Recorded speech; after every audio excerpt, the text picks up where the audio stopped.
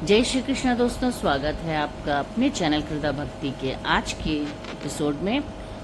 और आज हम जैसा कि आपको पता है कि 12 ज्योतिर्लिंगों के जानकारी के साथ अपनी श्रृंखला बढ़ा रहे हैं। तो आज की श्रृंखला को आगे बढ़ाते हुए हम जिस ज्योतिर्लिंग का आज वर्णन करेंगे उसका नाम है भीमाशंकर ज्योतिर्लिंग। तो ये भीमाशंकर ज्योतिर्लिंग महाराष्ट्र राज्य के पुणे जिले में स्थित है। यह मंदिर सह्याद्री पर्वत श्रृंखला में स्थित है और इसे 12 ज्योतिर्लिंगों में से एक माना जाता है। यह मंदिर पुणे शहर से पूना शहर से लगभग 110 किलोमीटर दूर है और यहाँ पहुँचने के लिए पुणे से बस या टैक्सी ली जा सकती है। आप यानी कि आप अगर कहीं पर भी रह रहे हो तो वहाँ से आपको सबसे पहले पूना पहुँचना होगा, वहीं से ही आगे आपको भीमाशंकर के लिए टैक्सी या बस मिलेगी। भीमाशंकर मंदिर घने जंगलों और भीमा नदी के तट पर स्थित है, जो इसे एक सुंदर और शांत धार्मिक स्थल बनाता है। तो चलिए आगे बढ़ते हैं इसकी पौराणिक कथा के साथ कि ये इसकी कथा क्या है, इसकी उत्पत्ति कैसे हुई, कब हुई। तो कथा इस प्रकार है। पूर्व काल में एक महापराक्रमी राक्षस हुआ था जिसका नाम भीम था। वह सदा धर्म का विध्वंस करता और समस्त प्राणियों को दुख देता था। वह महाबली राक्षस कुंभकर्ण के वीर्य और करकटे के गर्भ से उत्पन्न हुआ था तथा अपनी माता के साथ सह्य पर्वत पर निवास करता था। एक दिन समस्त लोगों को दुख देने वाले भयानक पराक्रमी दुष्ट भीम ने अपनी माता से पूछा कि हे माँ, मेरे पिताजी कहाँ हैं? मैं यह सब जानना चाहता हूँ, अतः यथार्थ बताओ। करकटी बोली, बेटा, रावण के छोटे भाई कुंभकर्ण तेरे पिता थे। भाई सहित उस महाबली वीर को श्री राम ने मार डाला। वह आगे बोली, मेरे पिता का नाम करकट और माता का नाम पुष्कसी था। विराट मेरे पति थे, जिन्हें भी श्री राम ने पूर्व काल में मार डाला था। अपने प्रिय स्वामी के मारे जाने पर मैं अपने माता पिता के पास रहती थी।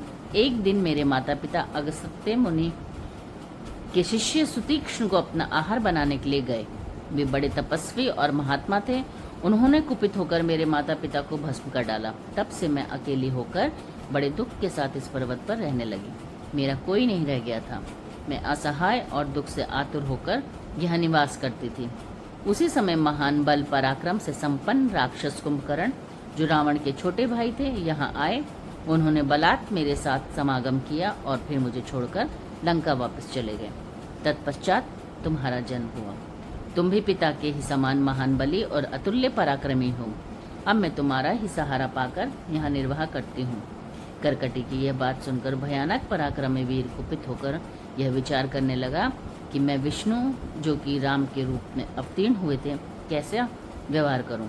इन्होंने मेरे पिता को मार डाला। मेरे नाना नानी भी इन्हीं के भक्त द्वारा मारे गए। विराट को भी इन्होंने मार डाला और इस प्रकार मुझे बहुत दुख दिया है। यदि मैं अपने पिता का पुत्र हूँ तो हरि अर्थात विष्णु को बहुत पीड़ा दूंगा। ऐसा निश्चय कर भीम महान तप के लिए चला गया। उसने ब्रह्मा जी को प्रसन्न करने के लिए 1000 वर्षों तक घोर तप किया। उसकी तपस्या द्वारा प्रसन्न हो ब्रह्मा जी उसे वर देने के लिए गए। वे बोले, हे भीम, मैं तुम पर प्रसन्न हूँ, अपनी रक्षा के अनुसार वर मांगो। भीम बोला, पितामह देवेश्वर, यदि आप प्रसन्न हैं तो मुझे ऐसा बल दीजिए जिसकी कहीं तुलना ना हो। ब्रह्मा जी ने तथास्तु कह वहां से प्रस्थान किया और अपने धाम को लौट गए। वह राक्षस भी अभीष्ट वर पाकर प्रसन्नता पूर्वक घर आया और माता को प्रणाम करके बोला, हे माँ, अब तुम मेरा बल देखो। मैं इंद्र आदि देवताओं और इनकी सहायता करने वाले विष्णु का संहार कर डालूंगा। इस निश्चय के साथ वह इंद्र आदि देवताओं से युद्ध करने के लिए गया और उसकी विजय हुई। उसने इंद्र सहित सभी देवताओं को स्वर्गलोक से बाहर निकाल दिया। फिर श्री हरि को पराजित कर उसने पृथ्वी को जीतना आरंभ कर दिया। सबसे पहले वह कामरूप देश के राजा सुदक्षिण को जीतने के लिए गया। वहां उसका राजा के साथ भयंकर युद्ध हुआ, जिससे उसने शिव भक्त सुदक्षिण को ब्रह्मा जी के वरदान से परास्त कर दिया। भीम ने उनका राज्य अपने अधिकार में कर शिव जी के प्रिय भक्त राजा सुदक्षिण के पैरों में बेड़ी डालकर उन्हें कैद कर लिया। राजा बड़े धर्मात्मा थे। उस विपरीत परिस्थिति में भी उन्होंने भगवान शिव की आराधना के लिए पार्थिव शिवलिंग स्थापित कर साधना आरंभ कर दी। उन्होंने गंगा जी की स्तुति की और मानसिक स्नान आदि कर प्रभु शिव की पूजा अर्चना संपन्न की। विधि पूर्वक भगवान शिव का ध्यान कर वे प्रणव युक्त पंचाक्षर मंत्र ओम नमः शिवाय का जप करने लगे।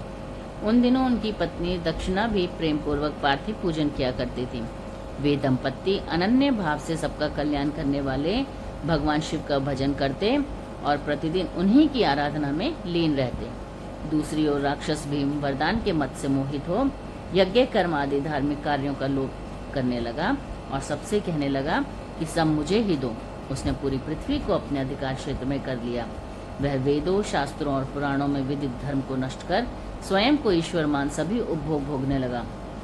तब सब देवता और ऋषि अत्यंत पीड़ित हो महाकोशी के तट पर गए और वहां भगवान शिव की आराधना करने लगे। भगवान शिव प्रसन्न हो प्रकट हो गए और बोले, तुम्हारा कौन सा कार्य सिद्ध करूं?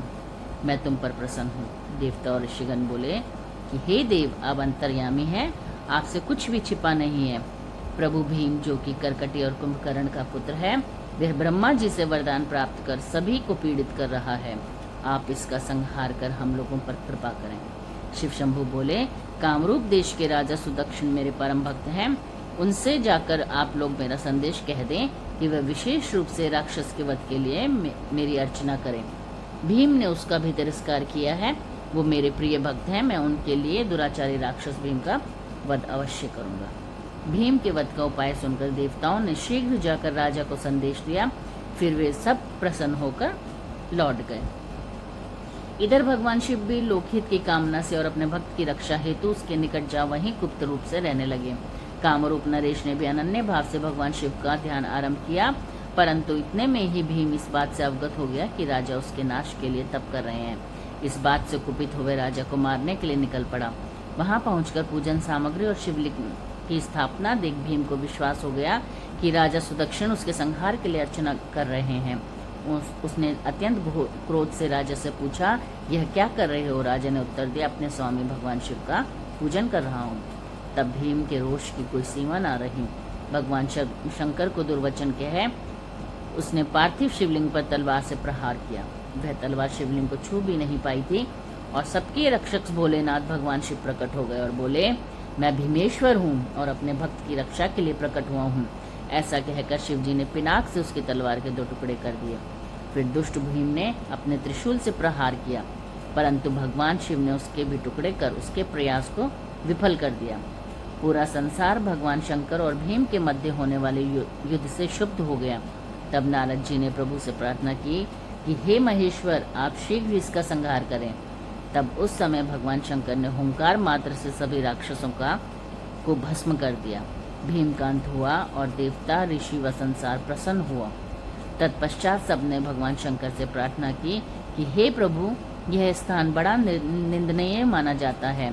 यहाँ आने वालों को प्रायः दुख ही भोगना पड़ता है, अतः आप यही निवास करें और अपने दर्शन से सबका कल्याण करें। इस प्रकार प्रार्थना करने पर भक्तवत्सल भगवान शिव वहीं स्थित हो गए और भीमाशंकर एवं भीमेश्वर के नाम से विख्यात हुए।